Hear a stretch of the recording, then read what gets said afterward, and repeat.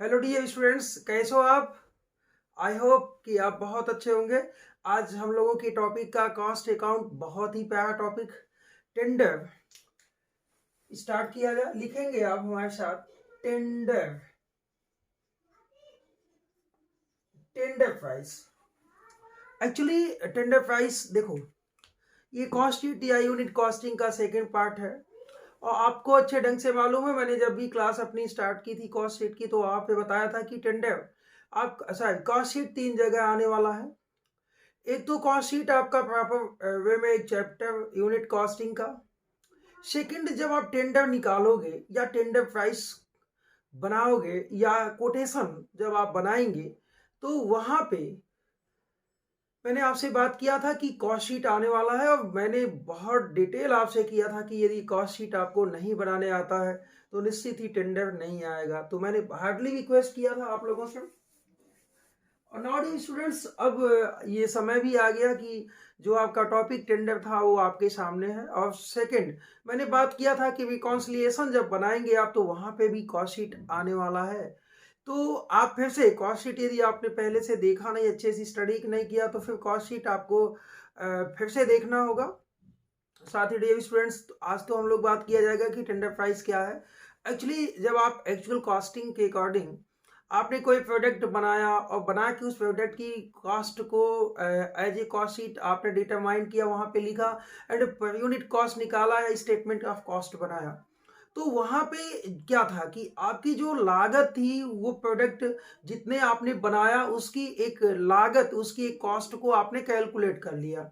लेकिन यहाँ tender price में क्या है कि इट इज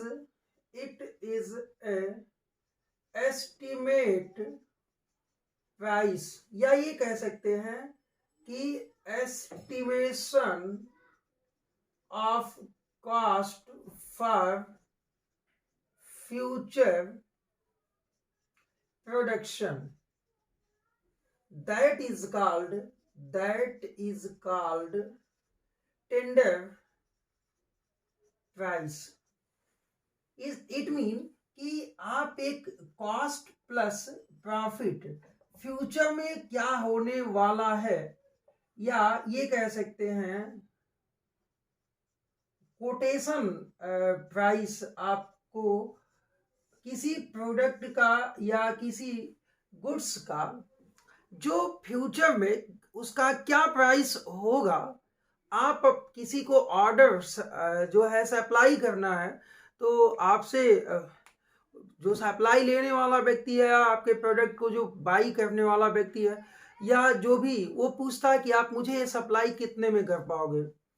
बहुत सामान्य सी बात है कि आपसे वो एक दो प्रोडक्ट लेने वाला नहीं है, आप एक मैन्युफैक्चरिंग कंसर्न हो, तो वो लाखों की क्वांटिटी, हजारों की क्वांटिटी या ज्यादा क्वांटिटी में आपसे वो प्रोडक्ट बाई करना चाहते हैं। तो वो आपसे पूछेंगे नहीं भाई, आप मिनिमम एटलीस्ट प्राइस बताओ जिसमें क्वालिटी क्वांटिटी सब आप दिखाते हुए अपने प्रॉफिट क्या लोगे। तो आप एक एस्टिमेशन करते हो, ये एस्टिमेशन आप उनको देते हो कि भाई देखो, हमारी लागतें तो ये लगेंगी कॉस्ट, एंड उसका प्रॉफिट क्या होगा, उसका प्रॉफिट हम इतना परसेंट प्रॉफिट आपसे लेने वाले हैं। तो आप क्या करते हो, एक निश्चित प्राइस कोट कर लेते हो, एक निश्चित प्राइस कोट जो भेजते हो, इसी को कोटेशन प्राइस कहते हैं। It is also called tender price, कि ये प्राइस ही टेंडर प्राइस है कि आप कितने में प्रोडक्ट की सप्लाई कर पाओगे, ये इसको कहते हैं हम टेंडर प्राइस। देखो, मेनली इस चैप्टर से बहुत कुछ पढ़ना पढ़ाना नहीं है, आपके इस चैप्टर में जो है वो आप लोगों ने पहले ही स्टडी किया है। बस कॉस्ट शीट का एक कॉस्ट शीट आपने बनाया, जो कॉस्ट लगी उनके संबंध में बनाया, और एक जो लगने वाली है कॉस्ट, जो प्रोडक्ट आप बनाने वाले हो, जिसकी सप्लाई करने वाले हो, या जिसका ऑर्डर आपने एक्सेप्ट किया है, वो कितने में आप बना के देंगे, ये इस ऑर्डर को एक्सेप्ट करने के लिए आप अपना जो कोटेशन दोगे, अपना जो टेंडर आप जो प्राइस बताओगे, इसी प्राइस को हम टेंडर प्राइस कहते हैं। तो नाउ डे स्टूडेंट्स, इसमें मैंने कहा ना कि बहुत ज़्यादा मेहनत की बात नहीं है कि आप इसके पीछे परेशान हो कि ये कठिन चीज़ आ गया आपके कॉस्ट शीट के अंदर, कॉस्ट अकाउंट के अंदर। तो ऐसा कुछ भी नहीं है कि ये टफ है, बस आपको अपना दिमाग वहां ले चलना है जहां से आपने ये टॉपिक स्टार्ट किया था कॉस्ट अकाउंट का। भाई आप कोई प्रोडक्ट बनाओगे तो निश्चित ही आपको तीन चीजें लगेंगी, क्या क्या?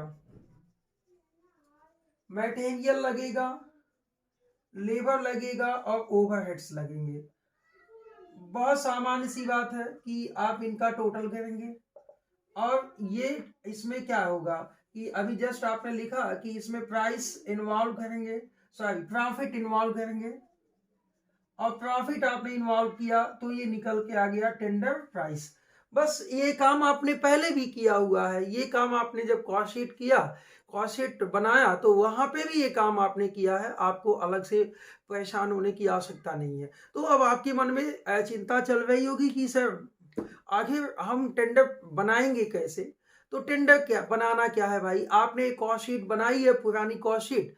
अब वहां पे देखो कि पुरानी कॉस्ट शीट आपने प्रिपेयर किया है, आप कोटेशन कितने का, कितने यूनिट का या कितने टन का या किस क्वांटिटी में करने वाले हो। आप जिस चीज को बनाते हो, पहले से बनाते हो, आपकी प्रोडक्शन कास्ट आपको मालूम है। तो जो प्रोडक्शन कॉस्ट आपको मालूम है, इट मीन कि आपने इसकी पहले कॉस्ट शीट बनाई है। तो जो कॉस्ट शीट बनाई है, अब आपको ये भी मालूम है कि मार्केट में जो इन चीजों का कॉस्ट है, यानी जो भी चीज आपने पिछला प्रोडक्शन बनाया है, तो अब ऐसा तो है नहीं कि आप जूता बनाते हैं तो कोई आपसे जो है कपड़े की क्लॉथ पूछने आएगा या कपड़े का टेंडर करना है आपको। आप जूते के सप्लायर हैं तो आप जूते की ही कॉस्ट बताओगे, जूते की का ही टेंडर प्राइस आपको बनाना है। तो आपको पिछला जूता जितने में बनाया था आपको तो मालूम ही होगा ना।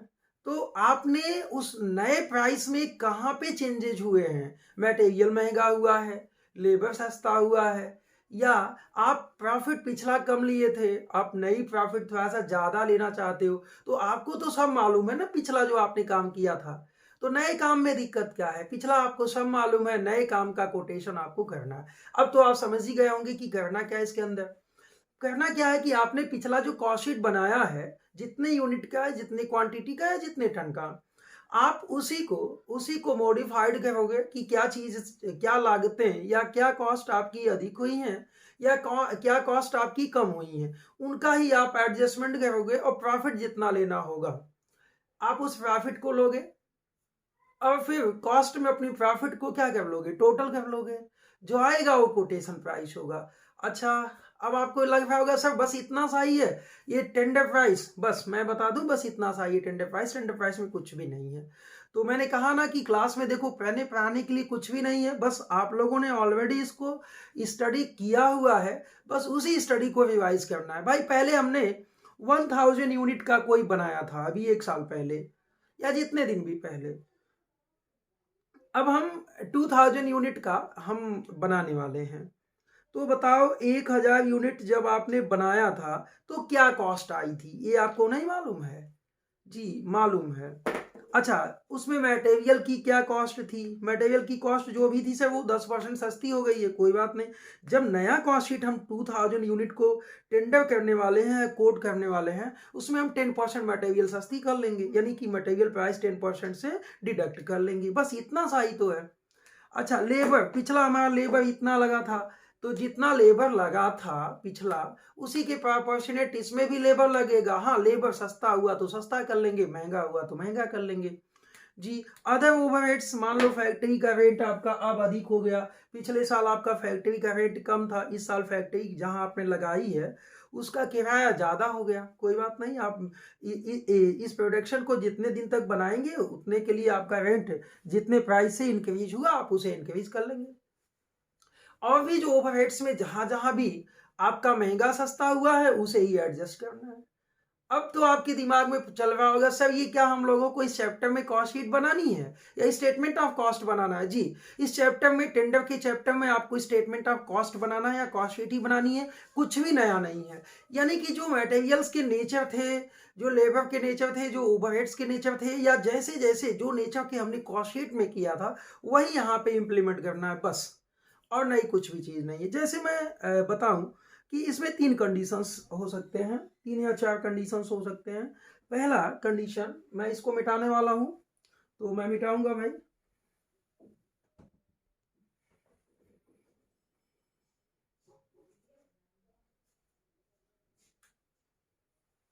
पहला इसमें when past period cost and quantity given. क्या है भाई, जो आपको पिछले बार जो आपने प्रोड्यूस किया था ना, उसकी कॉस्ट एंड क्वांटिटी दोनों आपको मालूम है, एंड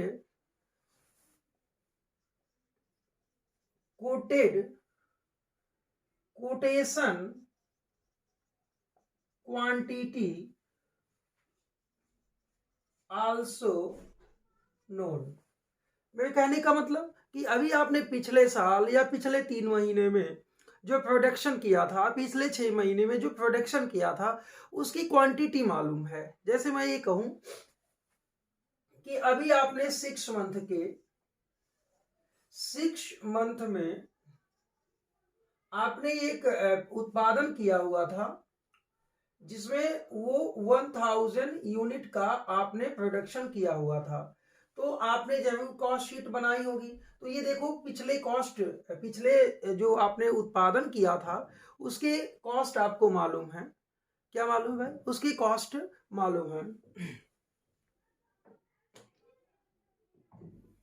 जो cost past period cost and quantity given. अब देखो कॉस्ट क्या है मैं बता दूं।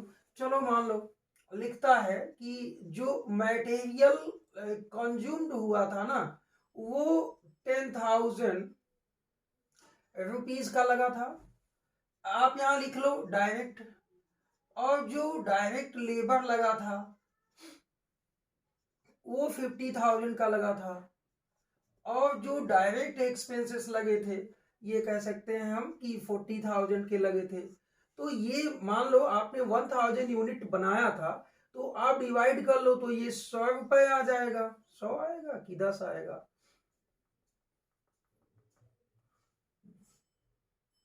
ठीक, ये 50,000 है, तो ये 50 आ जाएगा और ये 40 आ जाएगा। तो आपका ये जो प्राइम कॉस्ट आया है ना, ये 1 लाख का निकल के आता है।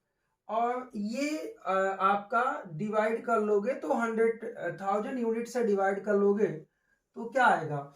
आपका 100 प्राइम कास्ट निकल के आता है। ठीक है, अब फिर क्या करने भाई, आपका जो पिछला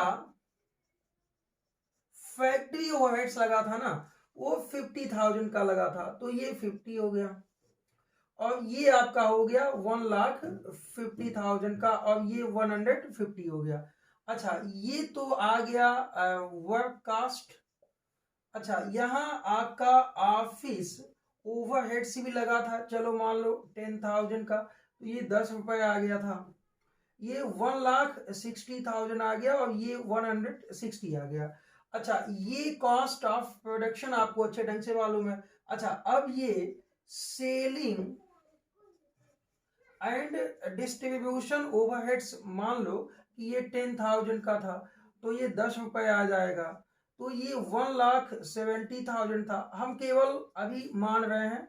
और फिर हमने क्या किया, इसमें ऐड किया, ये ऐड करते चले जाओ, तो ये TCI यानी टोटल कॉस्ट आ गया, ये ऐड करते चले जाओ, ये ऐड लिखते चले जाओ। तो फिर आपने क्या किया, प्रॉफिट लिए, मान लो 30,000 रुपए की प्रॉफिट ली आपने, 30 रुपए। तो ये आपका जो कॉस्ट आया था ना, सेलिंग प्राइस आया था टोटल कॉस्ट के बाद, ये आपका 200 रुपए आया था। ये आपने ये काम पहले भी किया हुआ था। तो जब ये काम आपने अभी पहले किया हुआ था, अब कहता है कि भाई आपको प्रीवियस ईयर कॉस्ट मालूम है। देखो कॉस्ट तो मालूम ही चल गया, मैंने एक एग्जांपल्स लिया आपके सामने। अब कहता है कि आपको जो कोट प्राइस करना है ना, वो 500 यूनिट्स का करना। आपको एक कोटेशन भेजना है, 500 यूनिट का भेजना है। तो देखो ना, आपको जो प्राइस कोड करना है ना, यहाँ पे लिखेंगे, आप लिखते हो टेंडर प्राइस कितने का भाई, 500 यूनिट का आपको करना है। तो कुछ नहीं है, नया नहीं है। अब देखो मैं क्वेश्चन पे अपने आता हूँ, मैं अपने टॉपिक पे आता हूँ कि when past period cost and quantity given. तो आप एंड आप यहाँ लिखा लो, एंड लिखो, एंड कोटेशन क्वांटिटी, वहां मैंने लिखा था कोटेशन क्वांटिटी आल्सो गिवन। आपको जितने की कोटेशन प्राइस भेजनी है, कोटेड क्वांटिटी आपको दिया हुआ है, कितना सर 500 यूनिट। अच्छा, अब यहाँ से टेंडर आपका स्टार्ट होता है कि कैसे टेंडर सॉल्व करेंगे आप। तो जहां तक टेंडर की बात है तो मैं इसको मिटा दूं भाई, चलो ठीक है मैं इसको मिटा देता हूं। अब आपको दो चीजें, क्या चीज भाई, आपको क्या मालूम है, प्रीवियस यानी past cost and quantity known है and quotation quantity also known. देखो आपने कॉस्ट शीट कितने का बनाया था, ये 1000 यूनिट का था। अब आपको टेंडर कितने का बनाना है, 500 यूनिट्स का बनाना है। तो अब देखो इसकी भी क्वांटिटी मालूम है और इसकी कॉस्ट मालूम है, दैट इज क्लियर। ये कह सकते हैं डियर,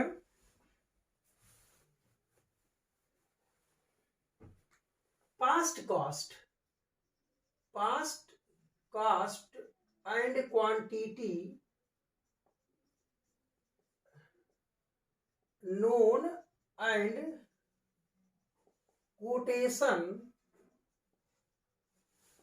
quantity also known। अब देखो 1000 यहां भी मालूम है, 500 यूनिट आपको कोटेशन प्राइस भेजना है। तो ये पहला मेथड है कि आपको दोनों की क्वांटिटी मालूम है, इसकी कॉस्ट भी मालूम है डियर। अब तो कोई नहीं कहेगा कि सर मुझे कॉस्ट नहीं मालूम था। तो अब देखो अब क्या हो सकता है, इसमें तीन बातें हो सकती हैं जब हम लोग टेंडर बनाएंगे। पहला, when there is no change in cost and no change in percentage of profit। कहने का मतलब साफ है कि कंपनी कहती है कि हमारे जो कॉस्ट लगे हैं ना उसमें हमें कोई चेंजेस नहीं करना है, कोई चेंज नहीं होना है, एंड जो प्रॉफिट का परसेंटेज हमने पहले लिया था अब हम वही लेना चाहते हैं। तो यहाँ देखो प्रॉफिट का परसेंटेज 30,000 की प्रॉफिट लिए हैं, तो हम यहाँ प्रॉफिट का परसेंटेज निकाल लेंगे। तो प्रॉफिट का परसेंटेज कैसे निकालेंगे, लिखेंगे percentage of profit on total cost. तो 30,000 की प्रॉफिट लिया था, टोटल कॉस्ट 1,70,000 इंटू 100। तो 1,70,000 इंटू कितना प्रॉफिट लिया, इंटू 100 डिवाइडेड बाई 30,000 की प्रॉफिट आपने ली इंटू 100 डिवाइडेड बाई 1,70,000। तो ये आपने प्रॉफिट ली 17.64%, 17.647 या 87। तो ये कह लें कि 17.65% की प्रॉफिट आपने पिछले साल ऑन टोटल कॉस्ट लिया था। That is clear dear. तो अब देखो, अब क्वेश्चन आपका क्या कहता है, देयर इज नो चेंज, पहला मेथड मैंने क्या बताया, there is no change in cost and no change in percentage of profit. यानी कि आगे चल के जो प्राइस कोड करने वाले हैं ना उसमें न कोई कॉस्ट में कोई चेंजेज हुए हैं और न तो कोई प्रॉफिट में चेंजेज हुए हैं। चलो ठीक है, तो अब यहीं पे हम लोग इसका टेंडर बना देते हैं ताकि आपको टेंडर में समझ में आ जाए। लेकिन ध्यान देना जो टॉपिक था कि past cost and quantity given and coated price यानी क्वांटिटी कितने की करनी है ये भी जब आपको मालूम है। तो कोटेशन क्वांटिटी 500 है और इसमें पहला क्या है, when there is no change in profit and percentage of profit and no change in cost.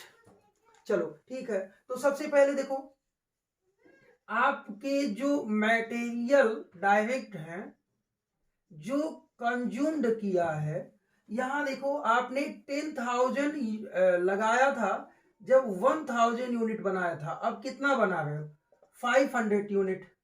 तो अब इसका आधा लगेगा ना 5,000, क्योंकि direct material, direct labour and direct expenses तो प्राइम कास्ट के जितने भी कंटेंट होते हैं ये प्रोपोर्शनेट चेंज होते हैं due to production decreases and increases. क्योंकि प्राइम कास्ट आप मटेरियल्स बाई प्रोडक्शन जितना लगाओगे उसके प्रोपोर्शनेट वो लगते चले जाएंगे।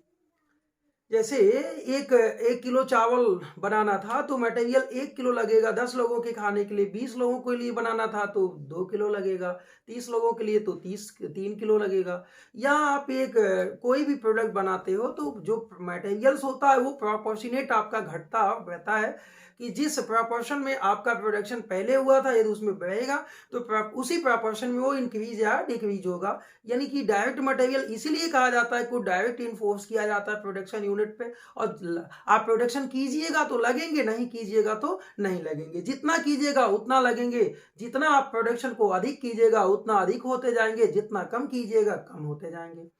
तो चलें मटेरियल फिर क्या है, आपने डायरेक्ट लेबर लगाया हुआ है यहाँ पे, ये देखो 50,000 रुपए तो तब लगाया था जब आपने 1000 यूनिट बनाया। अब कितने यूनिट बना, 500। तो इसका मतलब है कि ये 25,000 आ जाएगा। एंड डायरेक्ट एक्सपेंसेस आपने कितना किया, 40,000 तो तब किया था ना जब आपने 1000 यूनिट लगाया। अब 500 यूनिट बना रहे तो ये आपका आ जाएगा 20,000। तो अब ये आपका जो प्राइम कॉस्ट निकल के आता है डियर, ये आपका आ गया 50,000। ये प्राइम कॉस्ट आपका 50,000 आ गया। अब क्या करोगे भाई, ऐड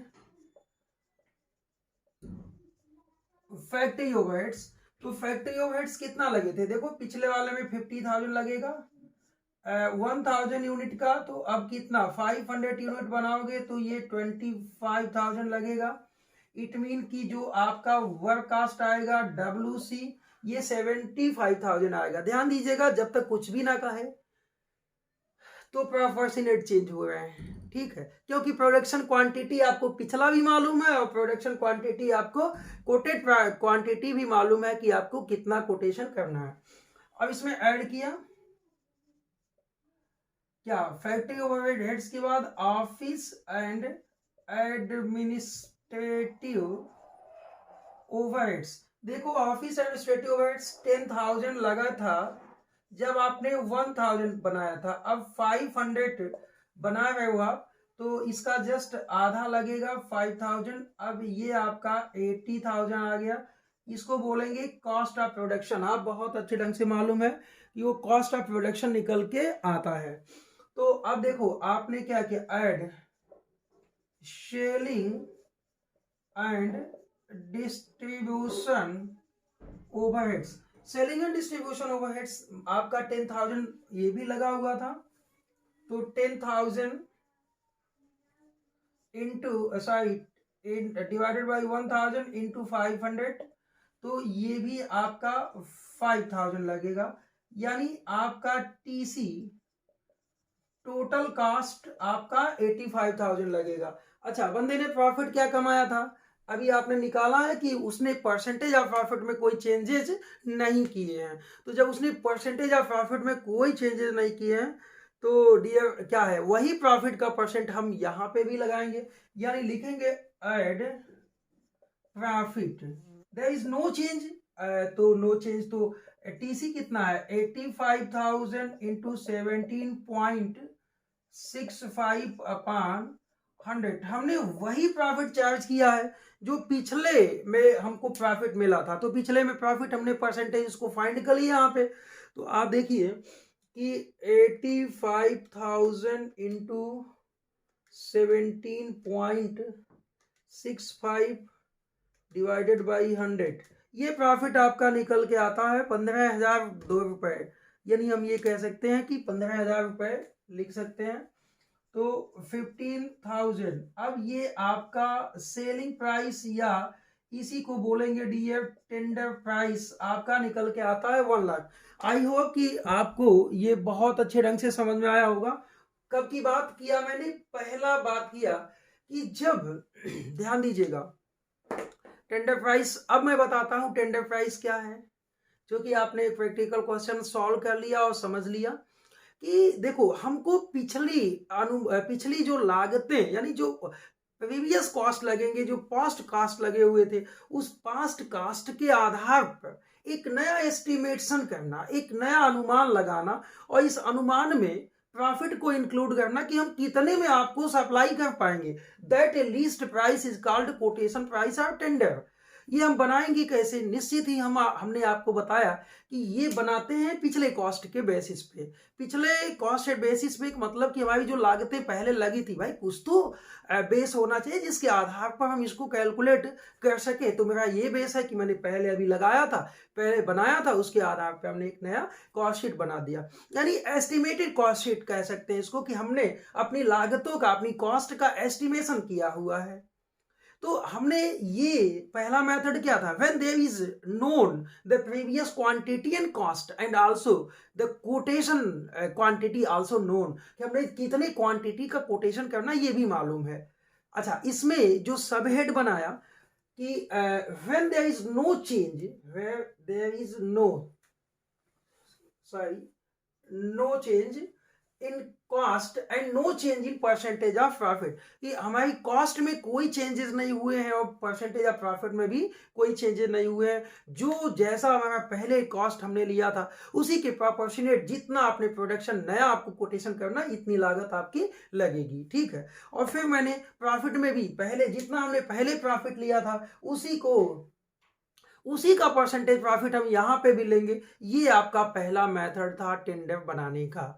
तो दैट आई होप कि ये आपको काफी अच्छे से समझ में आया होगा माय डियर स्टूडेंट्स, कि कोटेशन क्या है, टेंडर क्या है। अच्छा, एक खास बात, इस चैप्टर से आपके एग्जामिनेशन में बहुत पूछ सकता है। ये पूछ सकता है थ्योरेटिकल टर्म्स से कि what do mean by tender and how you prepare the estimate price या टेंडर प्राइस। आप टेंडर प्राइस कैसे बनाएंगे? बट ये कहिए कि इस चैप्टर की न्यूमेरिकल की बात है तो सो इम्पॉर्टेंट चैप्टर, ये आपके प्रैक्टिकल एग्जामिनेशन, प्रैक्टिकल बुक में और साथ में एग्जामिनेशन में भी आपका न्यूमेरिकल ही ज़्यादा आता है। तो आई होप कि आप इसको समझे होंगे। फिर हमारा नेक्स्ट स्टेप है कि जब हमने क्या किया, इसी में प्रीवियस ईयर क्वांटिटी हमको मालूम है, पहले हमने कितनी क्वांटिटी प्रोड्यूस की और कितना क्वांटिटी कोटेशन करना ये मुझे मालूम है। बस हमने क्या करना है, व्हेन देयर इज पहला क्या, no change in cost and profit.